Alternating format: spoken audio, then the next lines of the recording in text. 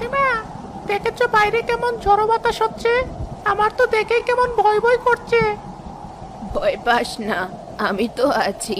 এই দিনে এমন ঝড় বাতাস একটু হয়, এখন তো সেরকম ঝড় বাতাস দেখাই যায় না। আমাদের সময় ঝড় হতো, ঘরবাড়ি একেবারে উড়িয়ে নিয়ে যেত। তবে তোমার মুখে এমন গল্প শুনতে আমার অনেক ভালো লাগে। অনেকদিন হয়ে গেছে তুমি কোনো গল্প শোনাও না। বাইরে বৃষ্টি হচ্ছে, এমন চুপ করে শুয়ে থাকলে আমার ভয় কমবে না। তার থেকে তুমি আমাকে একটা গল্প শোনাও, আমি শুনতে শুনতে ঘুমিয়ে যাই। গল্প শুনবি? অনেক কাল আগের একটি সত্যি ঘটনায় তাহলে তোকে শোনাই। বেশ তো, তাহলে তাই শোনাও। অনেক দিন আগের কথা। পলাশনগর রাজ্যের রাজা ছিলেন খুবই সৎ, ধার্মিক এবং দয়ালু। অপরদিকে তার একমাত্র রাজকন্যা সুহাসিনী ছিল প্রচণ্ড রাগী, জেদি এবং অহংকারী। তবে সে ছিল ভীষণ রূপসী। যার রূপের প্রশংসা করেনি এমন কেউ হয়তো সে রাজ্যে পাওয়া যাবে না। জন্মের পর তার মুখের সুন্দর হাসি দেখে রাজা তার নাম দিয়েছিলেন সুহাসিনী। সে একটু বড় হয়ে উঠতেই তার রূপ যেন আরো উপচে পড়তে শুরু করে। তাই তার রূপে মুগ্ধ হয়ে আশেপাশের অনেক রাজ্য থেকে বিবাহের প্রস্তাব আসতে শুরু করে।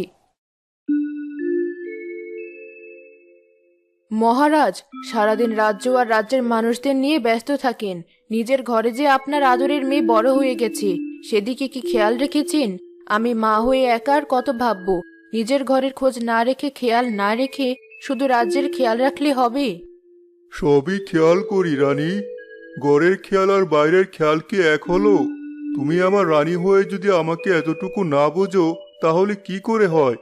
সুহাসিনী আমার একমাত্র মেয়ে, ওকে তো যার তার হাতে তুলে দিতে পারি না। সময় লাগুক, তবে দেখে শুনে বুঝে শুনে তবেই বিয়ে দেব। আপনার যা ইচ্ছে, তবে আমার মতে মেয়ে মানুষকে সঠিক সময় পাত্রদান করতে না পারলে বিপদে পড়তে হয়। তাছাড়া ও এখন বেশ বড় হয়েছে, সবার নজরও ওর ওপরে। তাই আমার চিন্তার অন্ত নেই মেয়েকে নিয়ে। মেয়ের কি ইচ্ছে সেটাও তো জানতে হবে।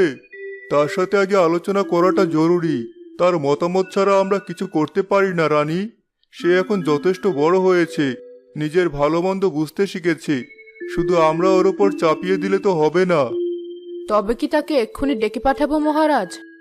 এখন নয়, আগে তুমি নিজে তার সাথে আলোচনা করে নিও, তারপর না হয় আমি কথা বলবো। তুমি ওর মা, তাই তুমি খোলামেলাভাবে কথা বলে নাও আগে। দরকার হলে দুটি কথা বলে বোঝাও তাকে, তারপর আমি কথা বলে নেব। ঠিক আছে মহারাজ, তাই হবে। আচ্ছা তোতা,